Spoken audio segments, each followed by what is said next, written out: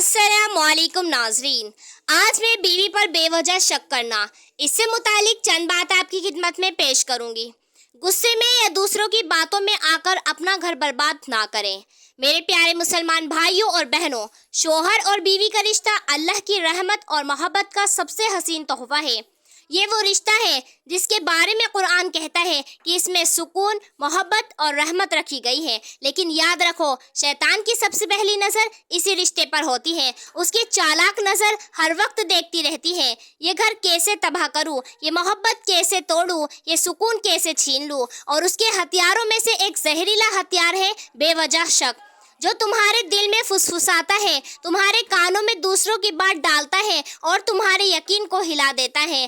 कई बार वो तुम्हारे अपने ही लोगों की ज़बान से कहता है, तुम्हारी बीवी ऐसी है, वो वहाँ गई थी, उसने ये किया। और हमारे कुछ भाई बिना तहकीकात के बस उसी वक्त यकीन कर लेते हैं और यूँ एक हसीन रिश्ता बर्बाद हो जाता है, जिससे सबसे ज़्यादा खुशी शैतान को होती है।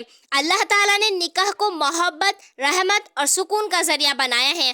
कुरान कहता है, वमिन आयातिही अन खलक़ लकुम मिन अनफुसिकुम अज़वाजन लितस्कुनु इलैहा वजअल बैनकुम मवद्दतन व रहमा। और उसकी निशानियों में से है कि उसने तुम्हारे लिए तुम्हारी ही किस्म से बीवियाँ पैदा की ताकि तुम उनके पास सुकून पाओ, और उसने तुम्हारे दरमियान मोहब्बत और रहमत रखी। लेकिन मेरे प्यारे मुसलमान भाइयों और बहनों, जब ये राब्ता मजबूत, सुकून भरा और मोहब्बत से भरा होता है तो शैतान इससे सबसे ज़्यादा नफरत करता है। उसकी पूरी कोशिश होती है कि किसी तरह इस रिश्ते में दरार डाल दे। हदीस में आता है, शैतान अपना तख्त पानी पर लगाता है और अपने सिपाहियों को भेजता है। उनमें सबसे करीब वही होता है जिसने सबसे बड़ी फितना डाली हो। एक आता है और कहता है, मैंने ये किया वो किया। शैतान कहता है, कुछ नहीं किया। फिर एक आता है और कहता है, मैंने उसे और उसकी बीवी में जुदाई करा दी। तो शैतान उसे अपने करीब बुलाता है और कहता है, तू बहुत अच्छा है।